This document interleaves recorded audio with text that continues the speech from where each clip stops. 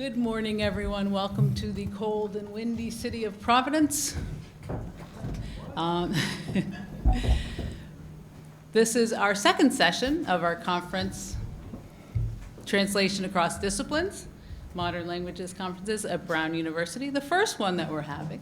And we are very happy that we have invited guests from all over the United States. And Sophie Collins has come to us all the way from Great Britain. So without further ado, well, actually, let me just mention a couple logistics. If you need to use any facilities like the bathroom, there are some over there to the left. If you need your water cup refilled, there's water in the back. There'll be coffee throughout the day. Breakfast is going to be put away in a little bit, so if you need to stand up and get a refill, go ahead and do that. And at 11:45 is the end of the second session, where we'll break for lunch. And we have wonderful undergraduate presentations, which are going to be put up in the course of the morning. They are poster presentations. And we encourage you, after you eat lunch, to walk around and meet our undergraduates and see what sort of work they're doing with translation. So, without further ado, session number 2. Thank you very much, Dane. Good morning, everyone, and thank you for waking up early to join us for the first panel of the day. My name is Sam Perry. I am a member of the Departments of East Asian Studies here at Brown, as well as Comparative Literature, where I teach courses on Japanese and Korean literature, queer studies, and translation.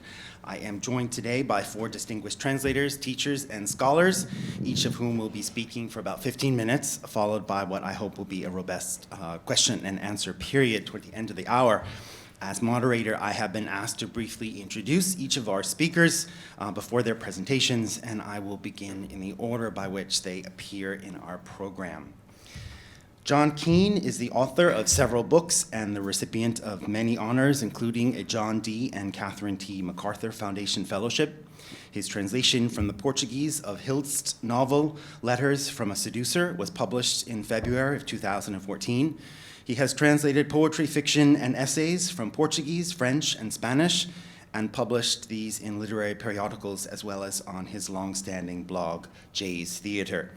His essay called Translating Poetry, Translating Blackness was featured on the Poetry Foundation's website in the spring of 2016 and has served as a galvanizing call for Black translators and translators of color, as well as those translating Black writers and writing across the US and overseas. He now chairs the Department of African American and African Studies and is Professor of English and African American Studies at Rutgers University, Newark. He also teaches in the Rutgers Newark MFA in Creative Writing program. His talk today is called I Place My Foot in the Door and Walk In, Napoleon Rivers and the Practice of Translation as Activism. Please join me in welcoming John Keene. Thanks so much for that, Sam. So let me just try to do this. I am going to be giving an abbreviated version of a talk I've been working on, and so I'm going to try to be as mindful as possible of the time as I can. Let me just start this. Okay. But anyway, so this is what I'm going to say is that it's slightly different from the sort of topic, translating Alterities in the sort of immediate sense, but as you'll see, I hope the connection becomes clear to the theme of this panel. So I want to begin this talk by publicly thanking a fellow writer and translator, the poet, critic, and University of Texas El Paso Professor Rosa Alcala, who before a discussion on translation at the 2018 Haystack Book Talks, I'm going too fast, right? Mentioned Napoleon Rivers, whom I'd never heard of, and suggested that I explore his work because of some of my ideas in translating poetry, translating Blackness. She thought that my ideas in that essay were consonant with Rivers, and though she didn't add this, I knew it to be the case that I should be familiar with his work and him. So I want to begin by thanking Rosa Alcala, and I urge all of you to check out her work, including her poetry and her translations of a number of writers, among them the great Chilean poet Cecilia Vicuña. And Rosa is also an amazing poet herself. I also want to note, as I was saying, that my presentation is an abbreviated and updated version of a talk I'd given, and what I realized was, in delving into a particular essay by Napoleon Rivers, I realized that he had essentially issued a challenge to his peers, and this was during the Harlem Renaissance, that foreshadowed mine in translating poetry by some 8 decades.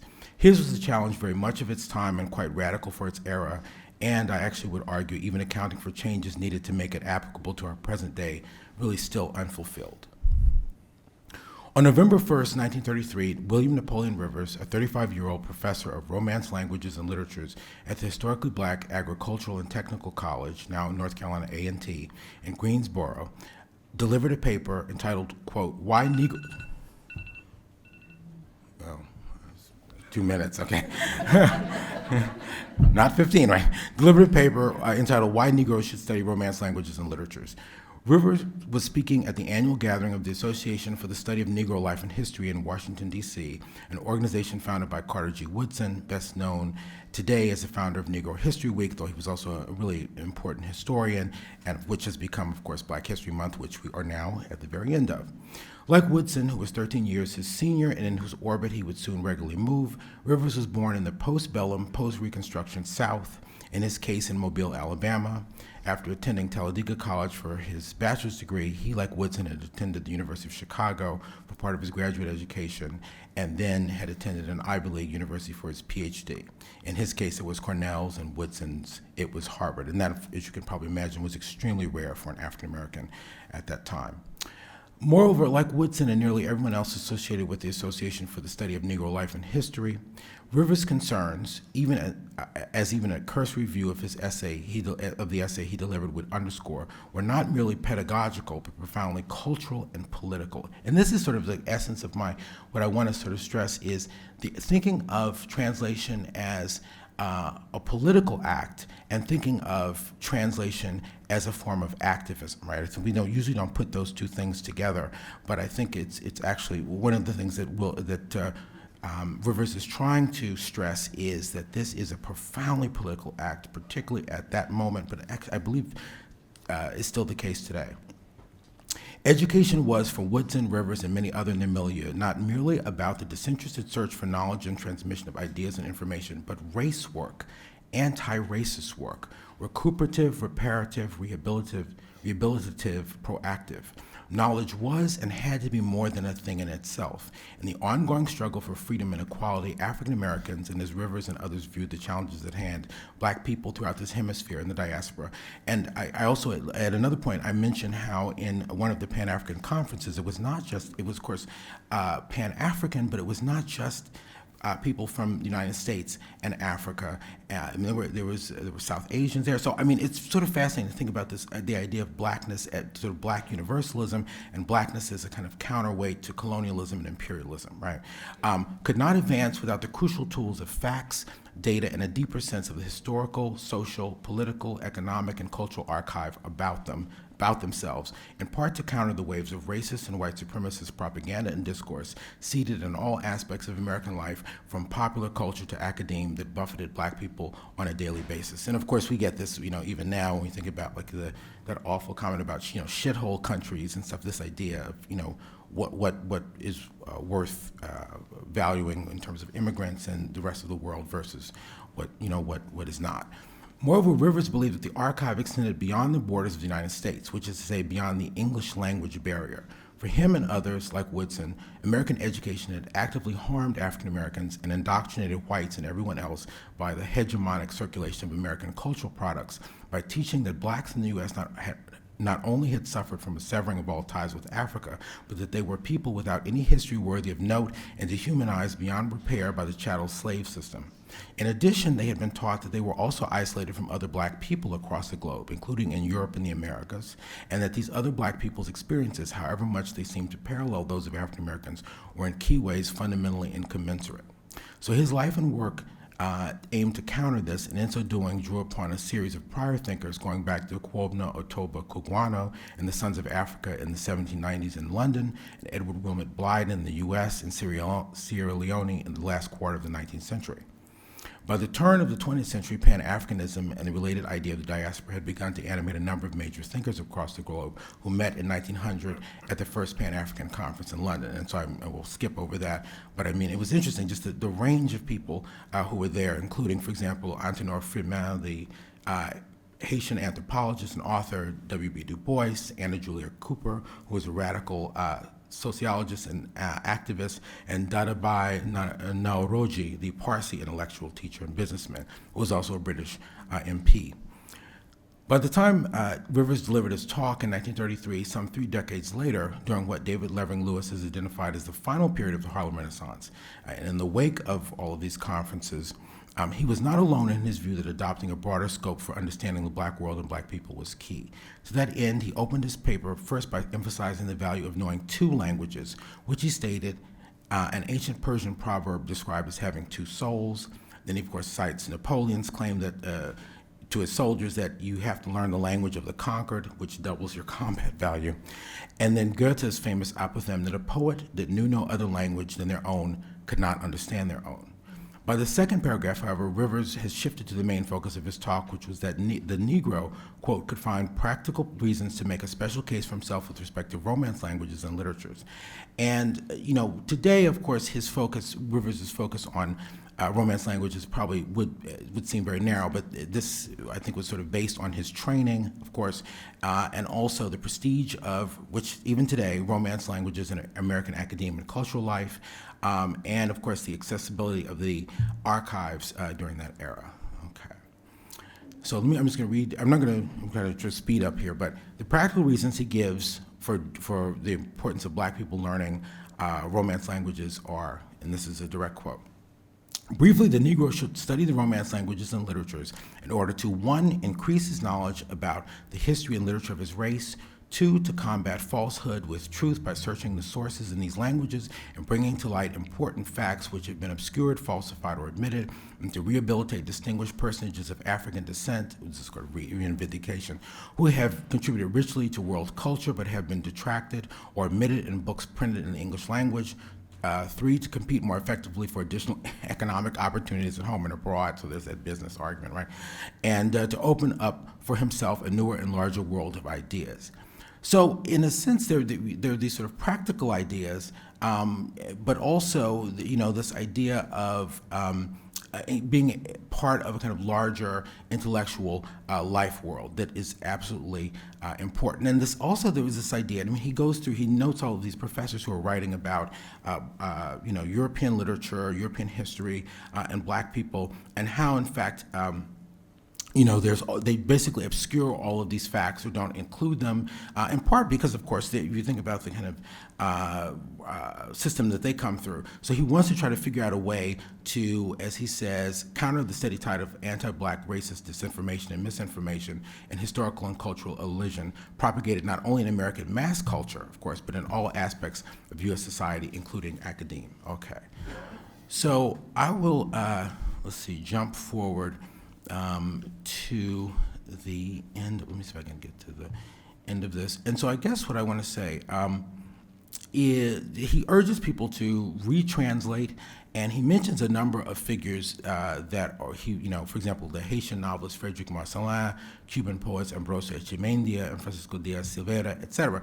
People who, interestingly enough, have not even been, I mean, he was urging this in 1933, and of course, some of these figures still have not been translated 80 years later. And so he says, you know, I would say to this roster, one could now add thousands more still waiting to be translated at even 1/100th of the rate of their non-black peers. And again, I want to sort of expand this out to go beyond just, you know, sort of black writers, to say, you know, writers all over the globe who are, and you know, of course, there are sort of many possibilities in terms of translation, and I think they'll have been discussed and will be discussed at this conference, but in just terms of literature itself, there is just this large archive, and it's still growing, that remains untranslated. And so, interestingly enough, though, you know, one black American poet of that era who took up his charge is one that he actually criticized, right? And that was Langston Hughes, about whom he says, the very poet whose translations comprise, quote, only quatrains and sophisticated light verses, right, in his eyes. Hughes would actually go on to translate, you know, the Cuban poet Nicolas Guillen, Haitian writer Jacques Roumain, as well as Spanish Spanish poetry by Federico Garcia Lorca and Gabriela Mistral.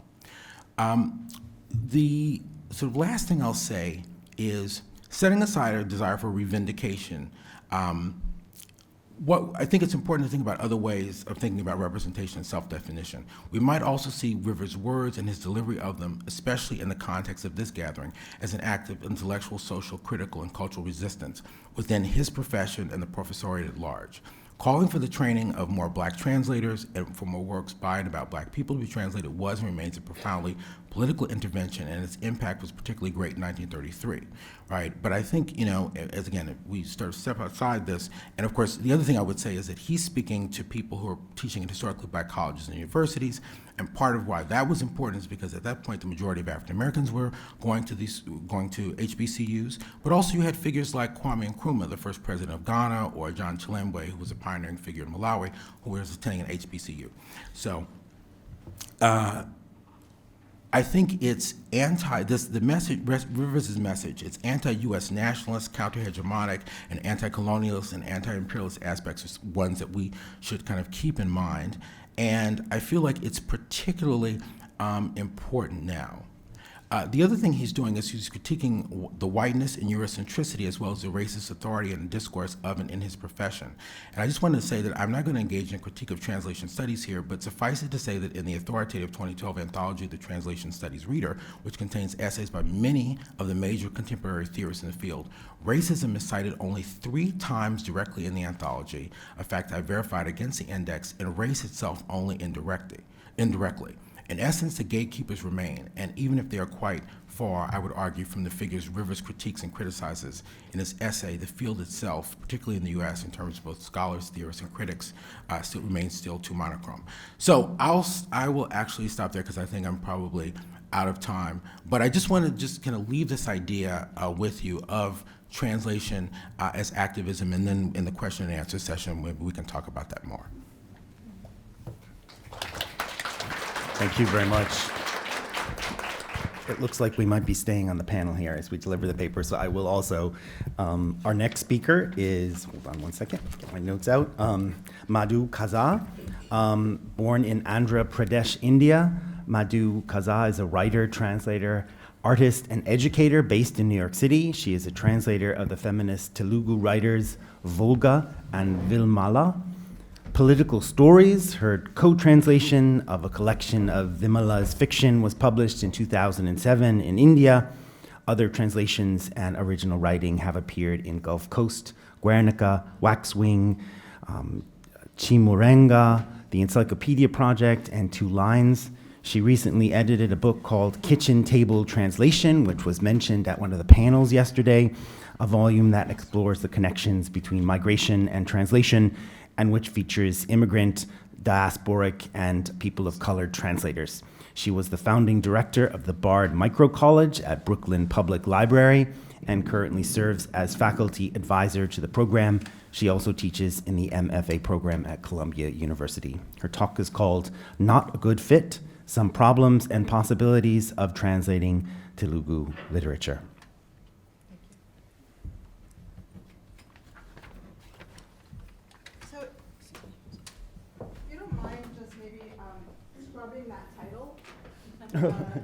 Let's just see what happens.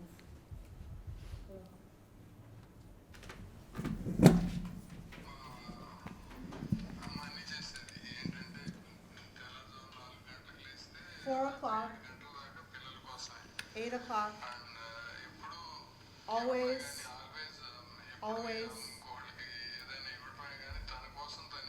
for herself, life, children.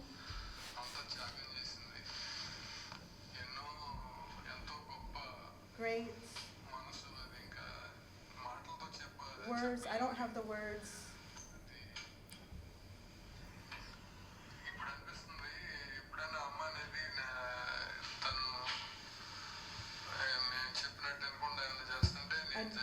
I didn't listen to her.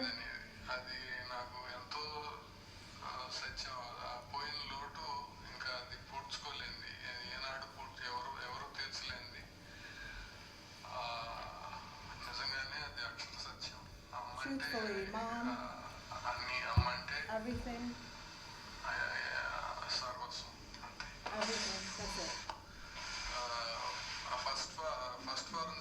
6th grade, pencil to pen, writing in pen, 1 rupee for a pen. The teacher, every day I lost my pen, another pen. Second day, the third day, the fourth day, frustration, anger, 5 days, 6 days. The guy behind me is taking my pen. I don't know. I remember that. The frustration.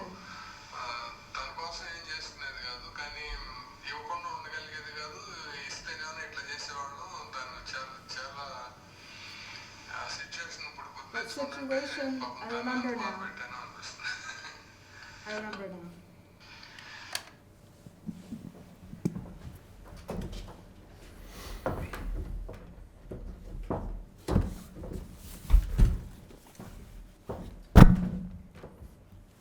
So I want to begin by asking a couple of questions that we won't discuss.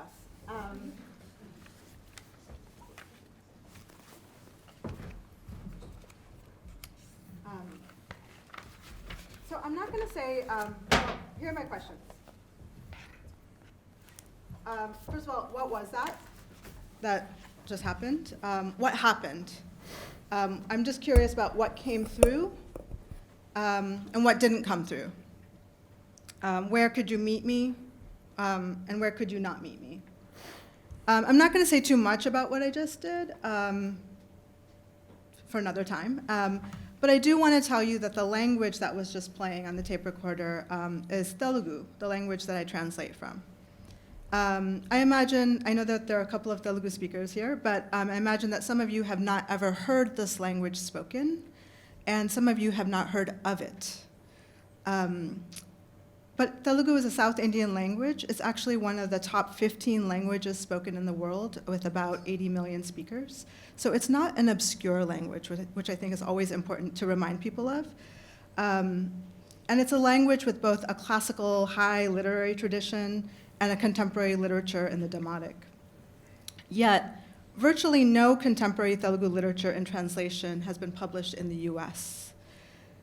Telugu is a vernacular language rather than a national one, and so most translations circulate within the subcontinent itself.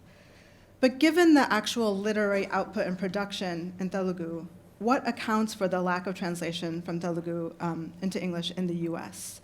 The answers are really complex, and I'm not going to get at most of them here, but I'd like to focus on one aspect, which is tied to cultural difference. As in other modern world literatures, the figure of the writer in Telugu culture, unlike in the US, is connected with the role of the intellectual. The writer is recognized as a thinker of public and moral standing and is very likely a partisan. Telugu fiction does not issue ideology. Writers identify as Dalit, Marxist, feminist practitioners. Individual sensibilities certainly come through, but writing is directly connected to social and political worlds.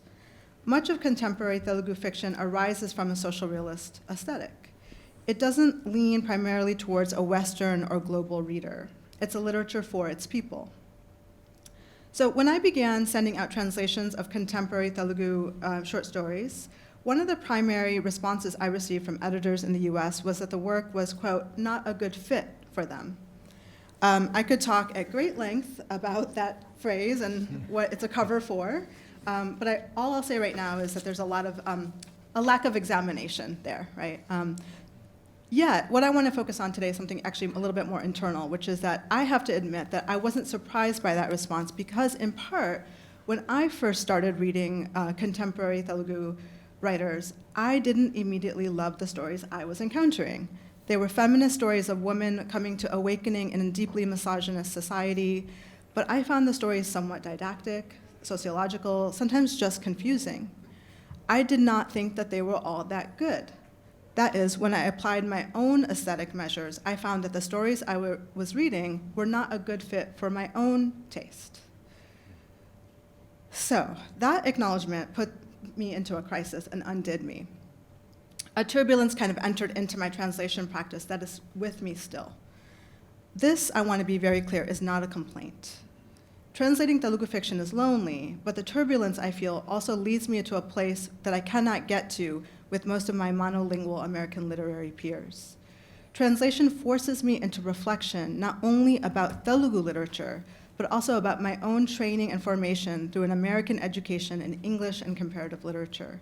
It requires me to think much harder about the literary values of my own culture and what I mean when I say a work of art is good. I have to seek other forms of intelligence, multiplicities, solidarities, and enter into what Edouard Glissant describes as the errantry of translation, a form of relation where you can't rely on a fixed idea of yourself or the other. I know I also can't rest in smug assurance that my taste is neutral or innocent. To reject the work of Indian writers outright because it doesn't meet my expectations of style would be reenacting a colonial violence. In 1835, Lord Macaulay famously delivered his Minute on Indian Education, in which he claimed, I have no knowledge of Sanskrit or Arabic, but who could deny that a single shelf of a good European library was worth the whole native literature of India and Arabia? This judgment was explicit justification for a colonial project of English education that was intended to create, quote, a class of persons Indian in blood and color, but English in taste, in opinions, in morals, and in intellect, end quote. Such a class was formed precisely to help govern the colony. In a contemporary context, the rejection of vernacular literature, which does not adhere to American aesthetics or to a global style, can reinforce neo-imperialism through a market-driven demand for more easily translatable and easily consumable global fiction. I think it would be similarly a form of condescension to approach such work anthropologically, dismissive of the fact that it's constructed as literature. If we recognize, for instance, that Telugu literature is grounded in different literary values than the mainstream of American fiction, we might note that in Telugu, literature is more directly valued for its role in social change. Telugu values telling as much as showing. Such differences, though, lead us back towards something else, a consideration of our own values. American writers tend to think of themselves as not ideologically marked. But like white privilege or male privilege, that idea signals a kind of blindness. It's not surprising to me that the Telugu writers I've met are mostly interested in African American writing in the US. The dominant American style of fiction is one in which the writer takes great care not to make too clear of a moral stance. It is considered a defect if a work contains sociological elements. The writer should focus on showing, not telling, image, not exposition. American writing in this vein is anti-intellectual, but we know that these attitudes are also the result, and the resultant styles are also a result of Cold War ideology. So there's something that Edouard Glissant wrote about Camus that I want to bring up here in a slightly different, from a different angle, which is Glissant points out that for a long time, Camus' work was given to foreign students learning French. I know that I read L'Étranger as like one of the first novels I read in high school in French. I'm sure some of you have had that experience as well. But he argues that this, this teaching of Camus as part of language learning was an instance of, quote, fundamental misinterpretation, since Camus' work only gave the appearance of being clear and straightforward. Language learning, whose main axiom was clarity, skipped right over the situational crisis that events in Algeria had formed in Camus, and the echoes of this in the tight, feverish, and restrained structure of the style he had adopted to both confide and withdraw at the same time. So I'm not arguing that we need to abandon our aesthetic values and ideals, but I'm hoping that we can, I'm hoping for greater inquiry into them. Is it possible to, to be able to question what launches, the work that comes out of our own literary cultures? Is it possible that the clarity, transparency, and political distance we so value in contemporary American writing might be symptoms of our own latent disorder? Like, as in Camus? Edward Said wrote of the demands placed on American intellectuals, quote, transparent, simple, clear prose presents its own challenges, since the ever-present danger is that one can fall into the misleadingly simple neutrality of a journalistic world English idiom, end quote. This is an idiom whose cleanliness serves to hide its own violence. if I find myself uncomfortable with the committed writing that I first stumbled upon in Telugu, I was equally discouraged when I was in India in 2014 when I was asked why, after the US had been at war for more than a decade, the war didn't show up in American writing. Why are people still writing about suburban ennui, someone asked me. Why does your literature not reflect upon the terrible upheaval your country has created in the world? These are excellent questions, and I don't have an answer. The differences I find in Telugu and in contemporary American literature, and also in many other literatures, are not actually for me resolvable. I can't determine that I can't rest in one set of literary values. But I do believe, though, that a tolerance for incongruence itself can be a value both in life and in art. Translation, I think, allows us to admit the limits of our knowledge of the many worlds in this world.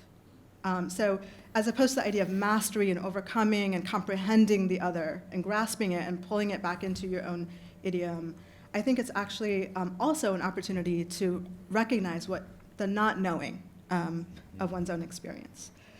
In this way, it gives us a way to sit with things that do not fit well together, to bring them together and to let them be. Thanks.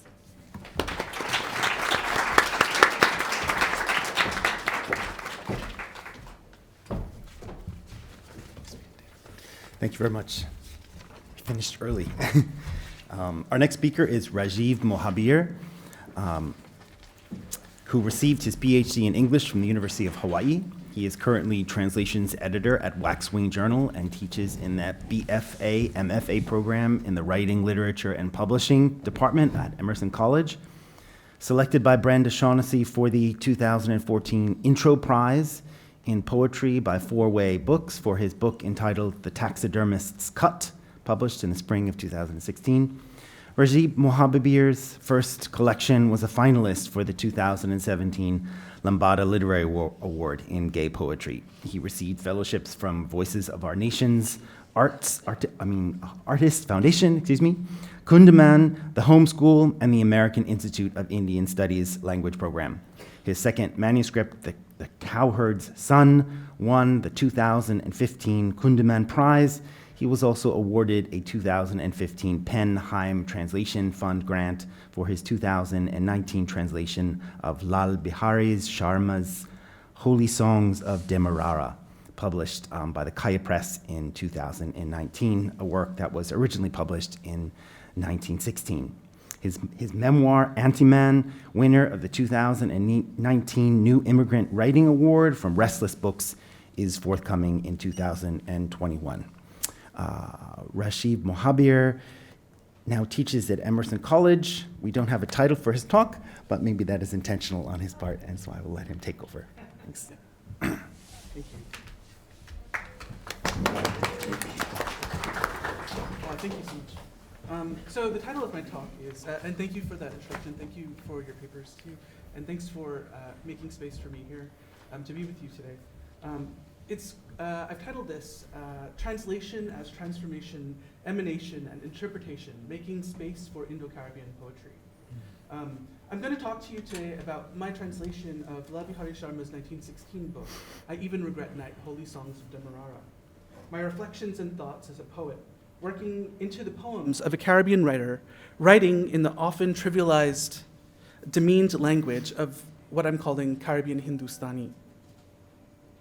I translate Indo-Caribbean folk music, staking a claim that it is the oral, post-colonial literature of my community, and thus hold that song as text is a species of poem.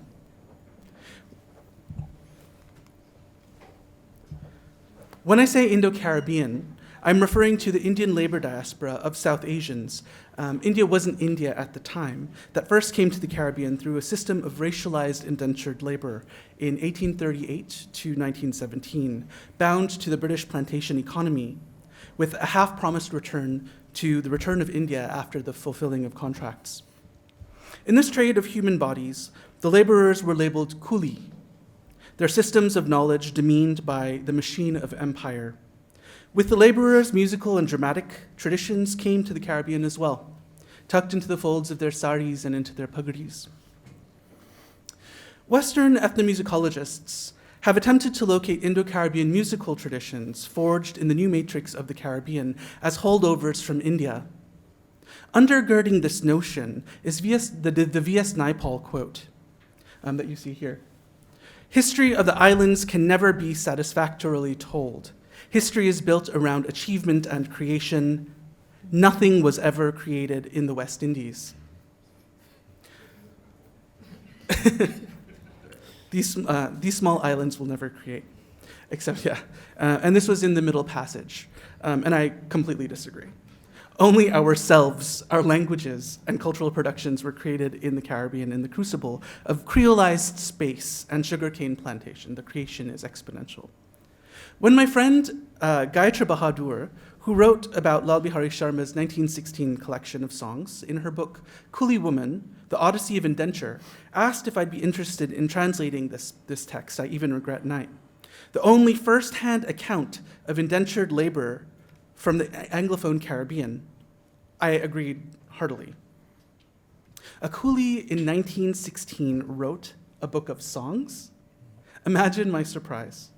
I had believed that we had only started to write in the 1930s, which, according to the anthology Indo-Guyanese, they came in ships, Indo-Guyanese writing, the editors have this stake that says Indo-Caribbean writing started in the 1930s.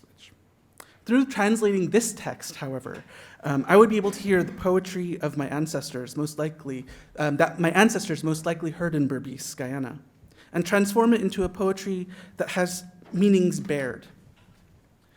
I wanted to see what poetics had been passed down through the generations, what would be familiar, and what would be new creations to my ear. These songs are Caribbean music and poetry.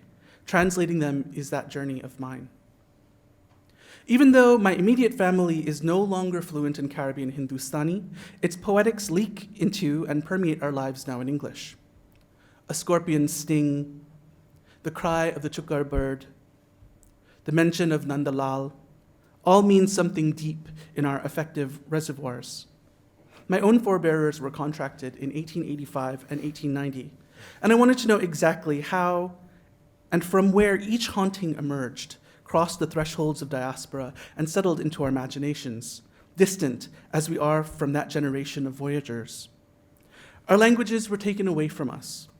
The Caribbean Hindustani my ancestors spoke was eschewed by their great-grandchildren in order to deal with the linguistic pressures they faced in the colonies.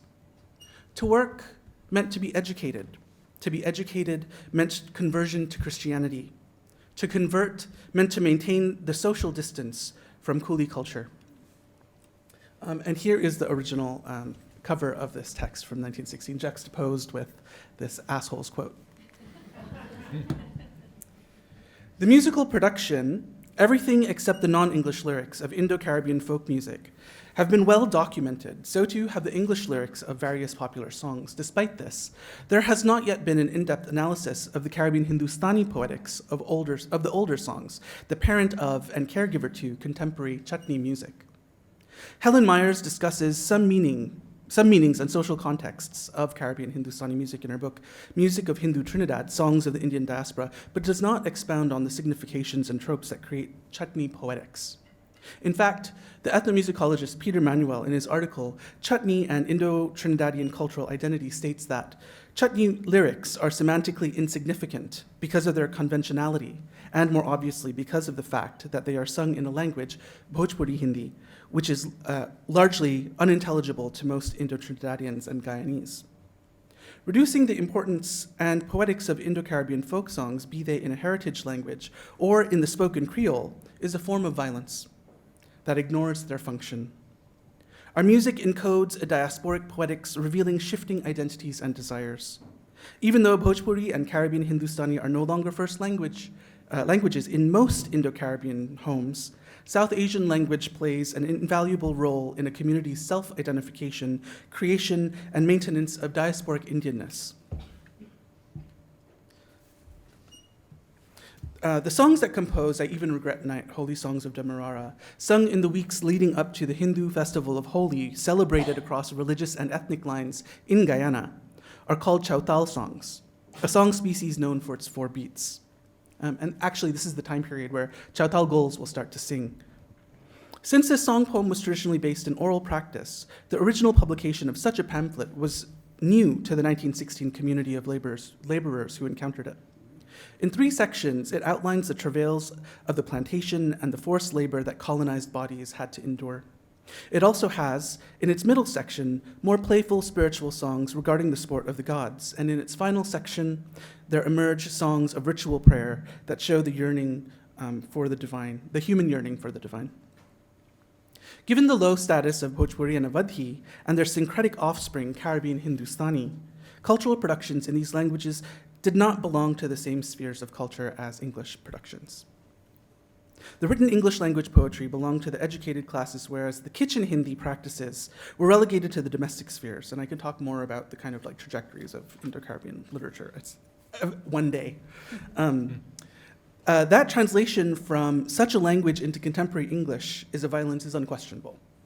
Taking a hint from the scholar and translator Subramanian Shankar, I have started to understand that the process of taking this text, meant to be a script to be performed, a songbook, literally to be sung from, and putting into the realm of contemporary American poetry is a kind of interpretive practice, where any translation that I commit becomes only one possible emanation of the text.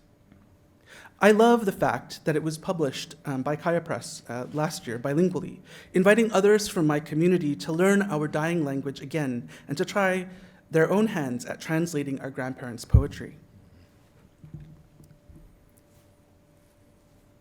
In this conceiving of emanation, that very translation is only one possible emanation from the original text, transformed into a different target language. It opens the function of translation up to the realm of interpretation of the original vernacular poetry.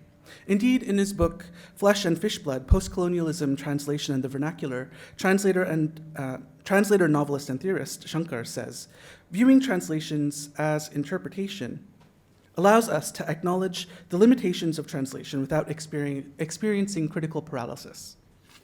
Translation as interpretation is never a finished project. Like any other kind of interpretation, a translation is never concluded. Thank you. They will never take the place of the original text, but that does not mean that it cannot, when approached in historically sensitive matter, effectively and ethically convey for non-native audiences aspects of the original text. Indeed, translation as interpretation can go further and allow even native readers to appreciate anew aspects of the text. As such, my strategies for translating this particular text meant I had to go against that Naipaul quote that haunts my community still, to make meaning of the poetry available to not only ethnomusicologists, but to my friends and family. I come to this as a poet, someone who makes use of the poetic tools available to me to assist in the transformation that appears in this bound collection. I move the oral to the literary, a move that is both radical and colonial. And this brings me to consider who I translated this text for and why. I translated it for my community of Indo-Caribbean family and friends, for their friends, and for current Chautal singers. I translated it to have an actual Indo-Caribbean voice writing about our own music, reclaiming the important and political stakes of our cultural productions and lyrics. I translated it for the next generations who are locked out of our language because of colonization and the linguistic hegemonies of the Caribbean. I translated it for those who wanted to learn how to speak our languages again. The accounts of the British indenture displacing more than 3.5 South Asians around the world come from historical documents and first-hand interviews long after the fact. Written during his contracted labor, exactly a century before I'm writing this, Lal Bihari Sharma's poems are a personal account by a musician and a poet who speaks the language of a poetic that I have inherited. I had to interact with this book. It was necessary for me to connect with this oral tradition of Chautal and other forms of folk music, seldom written down or collected. I was drawn to these poems as a way to fight against the erasures of displacement, disenfranchisement, and the linguistic insecurities of non-standard Hindi in the diaspora, as a way to measure my own poems against their ancestor, to care for this language, South Asian American language, that sang me into life. For me, translating this text became a way of kicking down the doors, letting the coolies back into our own poetry. We are not a broken people, but a people who are survivors of indenture and the trauma that resulted. We are not fragments of what we once were. We are altogether new. For me, translation begins a deep healing that begun on the transatlantic voyage. It is my intention to present a poetry of diaspora as rendered through folk song. Yeah, and there's the Shankar text, quote, excuse me. As rendered through folk song that pays special attention to the generational hegemonies and interactions with colonial mindsets. This reading works contrary to the claims that I have previously discussed. And given the social distance of Caribbean Hindustani and English, the distance between bondage and freedom, forced migration, and anti-immigrant deportations, there is an urgency behind remembering ourselves. In this way, my translations of this text are meant to be read as transformations, transposing of original musics, and to present one possible emanation from the songbook. If I told you that I lost my nose ring amongst the reeds, what would that mean to you? Translating Caribbean Hindustani into poems with themes of separation from the beloved inform a very Caribbean poetic, one of struggle and cultural fragmenting. With these slivers of songs, we have been able to reassemble a wholeness that accounts for our syncretic cultures. Holy Songs of Demerara is one piece of this matrix that can now be added to this frame as a work that stakes a poetic claim that refuses erasure. As Lal Bihari Sharma says, the lotus face can't be forgotten, no matter how hard you try. Thank you.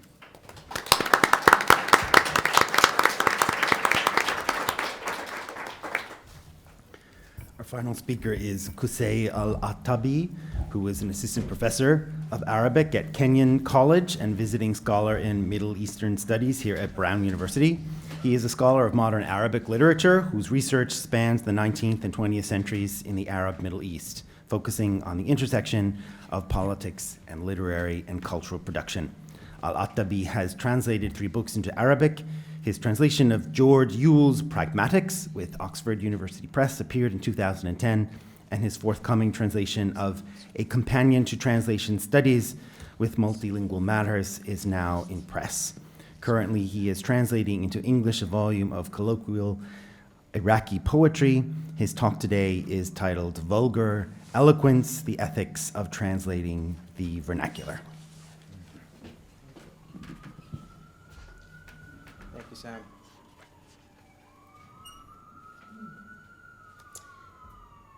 Of the many turns of translation studies, none has been more persistent and polarizing as the ethical one. And for a good reason. For the concept of translation ethics has gone through radical changes from asking the primordial question, how should one translate, to the recent more engaging concern of how can one make the world a better place by translating.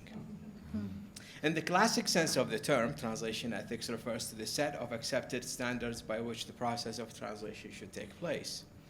The translator should be faithful and not be tempted by the unfaithful beauty of improvised translation. The translation should be an exact, or when not possible, near exact rendition of the origin. The translator should not add or subtract without notice.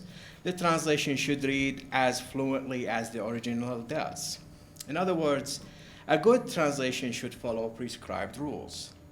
It is an exact copy having changed what needs to be changed. In a vacuum, these rules are amazing. What not to like in a translation that is exact, smooth, and faithful? After all, is not that what we really want in a translation? Who amongst us would want the translation of "My heart aches and a drowsy numbness pays my sense" to read anything but "My heart aches and a drowsy numbness pays my sense"? Translation is, first and foremost, the process of preserving sameness across languages. But herein lies the problem with this strand of ethical dictum. For translation happens not in a vacuum, but in a real-life context, a political context. Indeed, translation is a political act. It always takes place within a context of power. There is always a history out of which a text emerges and into which it is transposed. Discussing translation involves an exploration of power relationships within textual practice, since the activity of translation reflects and responds to the power structures of the world in which it takes place. In other words, preserving sameness across languages and cultures is not and has never been possible. What can and does happen is imposing the ideological norms of one language and culture upon another. This imposition has, for a long time, been conflated with transporting sameness across borders. Stated differently, the practice of translation has consequences. And in our globalized world, the reign of English as the superior language of empire, with a capital E, has been preserved and amplified by the socioeconomic and cultural domination of the West over the other parts of the world. And this domination has been aided by translation, which allows the creeping of cultural and even linguistic homogeneity into other cultures and linguistic traditions. This prevalent and indeed preferred practice has led to reading translated literature as one would their own native literature. The prevalence of this practice highlights the urgency and the immediacy of translation ethics, of the intervention of translation ethics that seeks to make the world a better place by forging connections among people and between cultures, not imposing the ideological apparatus of the empire. Unfortunately, however, this ethical concern continues to take a back seat. For example, let's take a look at the influential Penguin classic series. In the Penguinication of Plato, the classicist Trevor Saunders lists the tactics he developed while translating the laws, as he puts it, for your casual Greekless reader. These include dividing Plato's continuous text into attractively labeled sections and subsections, making liberal use of colloquialisms, familiar locutions to add spice to Plato's rather wooden style, engaging in over-translations, and these are all quotes from him, engaging in over-translations in the interest of making a version that is louder than the original, and willfully mistranslating the source text through the commission of deliberate technical inaccuracy. Saunders' goal is to produce for the receiving culture a rendering of Plato that in no way resembles a translation, a work that can be considered a creative achievement in its own right. Saunders concludes, in the point of literary style, your version should read as little as possible like a translation. The Greekness of the Greek should not poke through the Englishness of the English. Saunders' remarks provide a glimpse into the mindset behind what today we would call an ethnocentric translator, who conceives of their task as an act of linguistic and cultural adaptation. Anything in the source text deemed alien to the values of the target culture, that is to say, anything foreign, is negatively connoted and can gain entry into the target culture only after having been remodeled in conformity with the latter's dominant norms and values. As David Bellows sarcastically comments, quote, the rest 200 Penguin classics read as if they had all been written in the same language, fluent, unpretentious British English circa 1950, end of quote. And there is every reason to believe that the normalizing practices that Saunders describes as penguinication remain operative today. One problem behind Saunders' enthusiasm for domesticating texts is rather a sadly obvious one. Readers of a translated work of literature in general do not necessarily know how to read it. We are not trained to read literature in translation. Even though we know that, as Antoine Berman argues, one is not born a reader of translations, but made one. At the same time, no reader of translated literature is completely unformed, but comes to the translated text with, at minimum, the foreknowledge that it has been translated. This awareness should significantly inform the way we read. On account of an ingrained association between translations and betrayal, the adage translator is traitor is only the most common formulation of this connection. The readers of translations should be a leery, even ambivalent reader. This is not altogether a bad thing. It means that the reader of translations will, from the outset, be on a hermeneutic path, as it were, suspicious of appearances and mindful of his or her dependence on the mediation performed by the translator. The underlying urgent issue raised by the reading of literature and translation is again an ethical one, having to do with the pact between translators and readers. This pact is a matter of constant negotiation and renegotiation up until the final word of a translated text. Indeed, the various methods of reading and analyzing translations are attempts to render the nature of that negotiation explicit and to subject it to some form of verification. Intriguingly, this ongoing verification process is key because ethics in translation is fundamentally a matter of transparency, a curious form of transparency.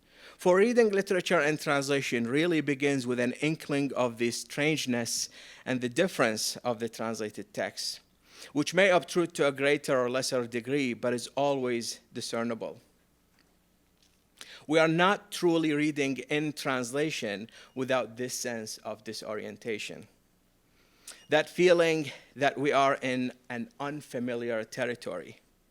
Hence the importance for translators, but also teachers and scholars, of presenting translations as translations, which is above all an ethical question. This will be one way of addressing the inaptitude in reading translations that Karl Mayr and Françoise Keene complained about in their introduction to literature and translation, that all too often students read translated material, but they do not read in translation. The purpose of translation should, in part, be to help readers measure the precise geographical, linguistic, cultural, and historical contours of their remove from the original, even though they are reading that absent original in their native tongue. Which means, against Saunders, with whom I began, in our translations, we should be allowing the Greekness of the Greek to poke through the Englishness of English. Such decisions, as I have just explained, are ethical and are necessarily an exercise in politics. But for the practitioners amongst us, the question remains, how? One of the frustrations that often gets aired against people who theorize about translation is that they seem to sever theory from practice, or worse yet, that themselves are not translators. And talking about translation is always met, especially by practitioners, the people who matter, with the interjection, sweet, now show me how to do it actually in reality. So to put my foot where my mouth is, let me share with you a sample of this ethical praxis for which I'm advocating. Samir Sabih is an Iraqi poet who writes in the vernacular. The Arabic language has two working registers, the formal and the vernacular. The majority of the translated literature you read from Arabic is from the formal, even though it is the native tongue of no one. It is a version of the language that one learns in school. But the general wisdom goes, it is the formal register and therefore more appropriate to writing literature. The vernacular literature has been largely ignored as secondary and base, one that is written in vulgar, everyday language, and therefore not worthy of consumption, let alone translation. So the bigger ethical question of my project is actually translating that vernacular literature into English, and therefore having it enter world literature in a way that would not have been possible, since English does not have that diaglossic difference between a formal and informal. So it's a kind of, but that's a topic for a different discussion. You can find it in the longer paper if you are interested. Today I want to talk about something else. I wanted to translate the vernacular Iraqi literature into English that would be read as literature in translation. Although the reader would already be aware that this literature was not originally written in English, it is after all a translation, I wanted to embed the text with clues that would force the reader to read it as translated literature. Here is the translated poem. And I'm going to read the Arabic, and then you guys can take a look at the English. علاوي ابن كبر وبصفه الأول صار وانطوه أول درس علموه دور ودار ردوا سألنا الطفل اشتعن بابا الدار قلت له الدار يعني الوطن عائلة وتسكن بيت قال له غرفتنا بابا وطن قلت له غرفتنا أي بابا وطن بس وطن إيجار. I play with the translation by preserving, rather than translating the keyword dar. Maintaining this word was for purely ethical reasons. The word, after all, can easily be translated as home. In fact, the poem would have been more compact with a translation, and the changes would have been minimal. All I had to do is just take out dar, put home, and then problem solved.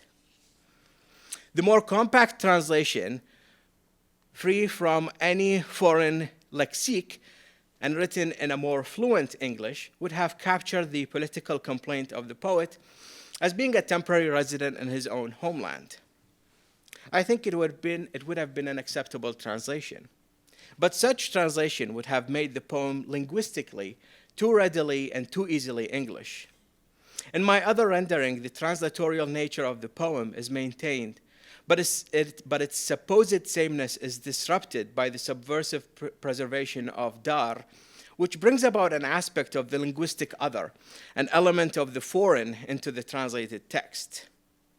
Such practice, I hope, will cement the efforts to center the practice of translation ethics on the more urgent question, how can one make the world a better place by translating? Thank you.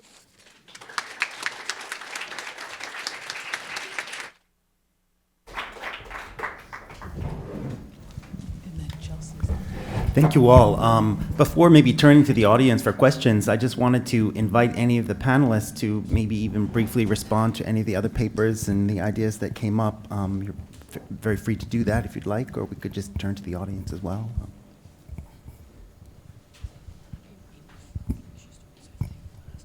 It was all beautiful and rich, so Great. it's very difficult to respond to one aspect. But I think one thing that we can all agree on is the kind of diversity of perspectives that have been presented, and tackling that question of the presence of the foreign in translation is intriguing.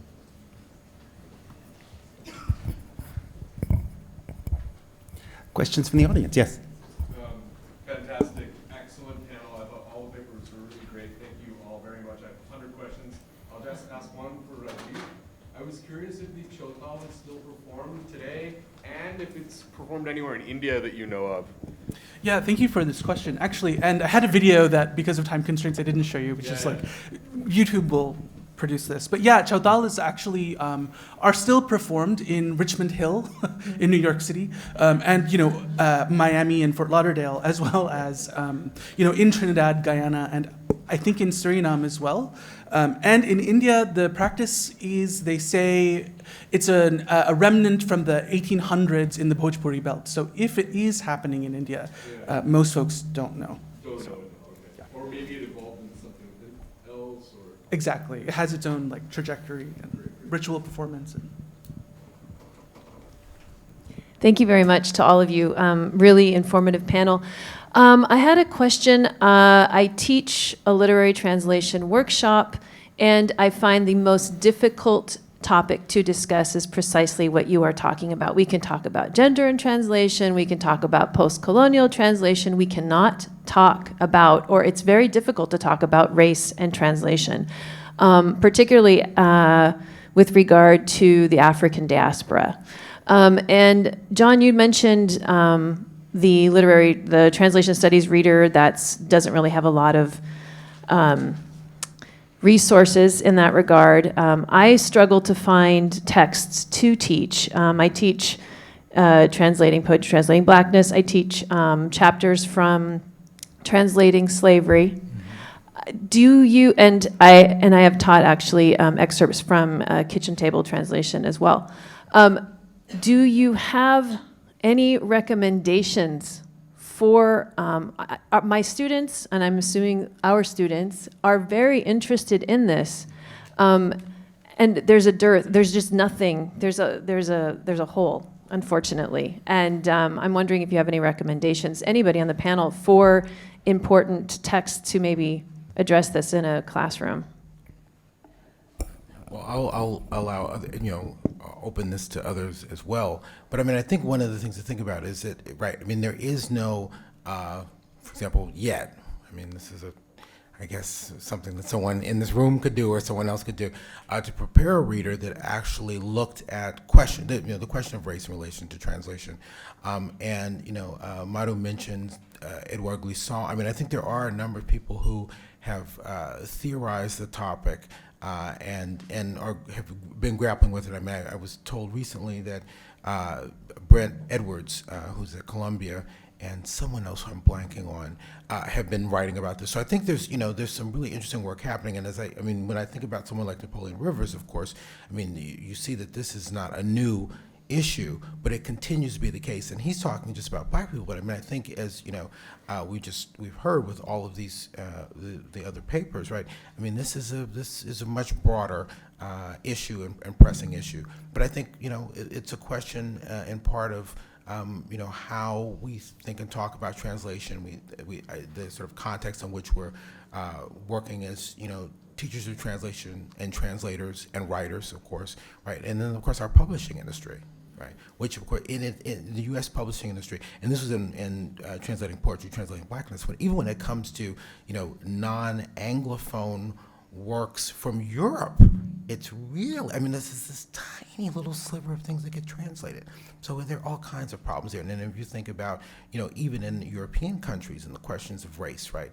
There's all of this work, that is informing those cultures, right? The sort of complexity of those societies, and we have no clue about it, right? And that's only, we're just talking about, the one area of the world where, U.S. publishers tend to be, and, scholars tend to be most interested, so.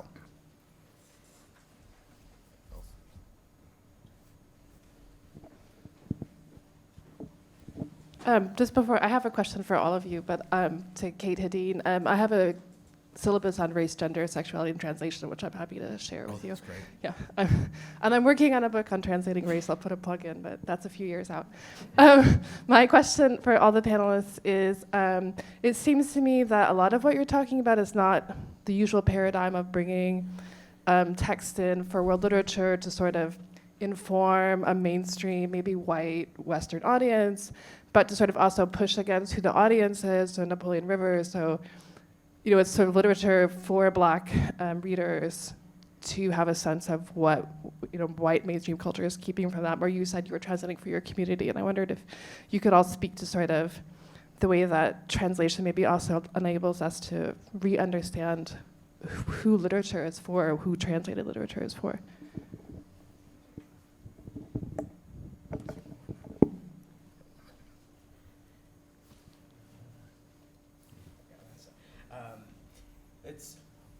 I hope there are no anthropologists here, but I think it's time for us to stop treating translated literature as if it's a work of anthropology, and to take it seriously and consider it seriously as literature.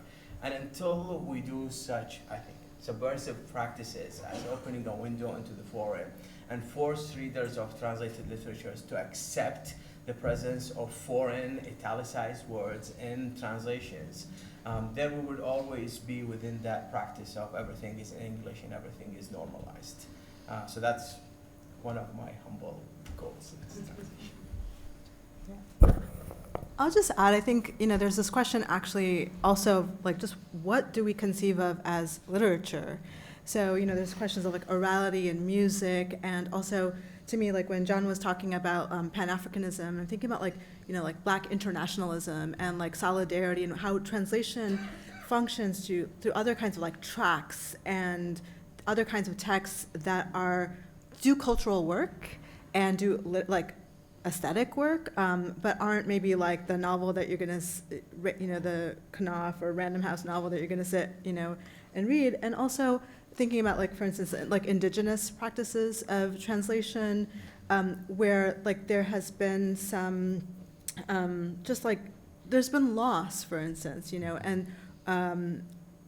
around like, or just so the boundaries of the literary. So when I think about communities and translation, I think like, what does it mean to rethink how language, poetry, literature circulates? And it doesn't always circulate just in a novel that's been through a, especially one thing I want to say is like in the Anglo-American context, there's this incredibly long production process. So a text goes through like so much editing, copy editing. It comes out really polished because, of all of that process, which is both means that it's polished, but also, many publishing cultures in the world don't have that process, don't have those kind of editorial kind of markers along the way. And on the one hand, what it means is the work looks less professional or polished or whatever, less, but it also means that there's like a wildness, there's possibility, and also, I think in the talk around like the beauty of improvisation. So I think, just rethinking what do we mean even by like a text or literature. I would just add that, one of the things that I didn't get to really mention was this question of cultural, translation of cultural, a broader idea of cultural production, right? And how vital that is. It's sort of fascinating to me to think, I can remember back to one of the years when I was teaching at Northwestern, and we had a job candidate from, who later became a colleague from Kenya, and when he was talking about the work that they were reading in junior high and high school, he mentioned that they were reading African American literature, and I had all these colleagues who were sort of astonished to think, oh my God, people outside the U.S. are actually reading African American literature. But then, of course, you realize, how U.S. cultural products, including Black cultural products, because they're U.S. cultural products, circulate so widely, but they do at times different kind of work. But then the other thing I tried to argue in translating poetry, translating Blackness, was that they also can be hegemonic, right? So there's a way in which, even in terms of Black Americans thinking about Black people overseas, right? You have to be sort of approach the work that other people are doing, right, with humility, right, and a sense that, okay, I don't know, what but I want to try to learn. But it's not being, let's say, this is a different kind of relationship than we would say for the usual reader that we sort of idealize when we think about, works in translation. I think about, I'm sorry if I could just jump on. I think about this in terms of brokenness, like the languages that, I descend in or from are called things like broken English and broken Hindi. And part of a question that was posed to me about this translation was, where is the Creole? Like, why is this only in English? And so with that feedback from the great grandchild of the person who wrote this book, I translated some on the spot, and then I was able to include some of the Creole in the actual collection itself, to have this other space and sphere of performance to triangulate these translations from, in order to open up the discursive space of what is a performance, like is in terms of this new folk song or this old folk song. Hi. Thank you guys for this really excellent panel. This is less of a question for Qussay, but just sort of to give you a moment to talk about this poem, which, just a little bit more and a little longer. It's amazing that, the content of the poem is also a kind of translation, in that the kid is in school learning the formal word for a home and trying to map that word onto what he knows as a home, but the formal word doesn't match. I just wanted you to sort of expand on that, and how it's clear that you chose this poem for a reason, but we didn't really get the meat of the contrast between the colloquial and the formal. So thank you. So Emily knows the larger paper. That's why she's this poem is, to me, exciting because there are multiple levels of translation happening. And so this is me translating the poet, and the poet himself, or the speaker, and the speaker himself is translating for his own son the meaning of the word that they learned in school. And so that institutional setting comes in. There's some richness that this poem lends to me, which thankfully that makes my job of explaining it or talking about it easier. But it's an instance of where multiple levels of translation happen, and in the sense that there's a circulation of language that continues to go, even in the language we think we know the best and the most. There's always an act of translation happening within those languages that we think we master.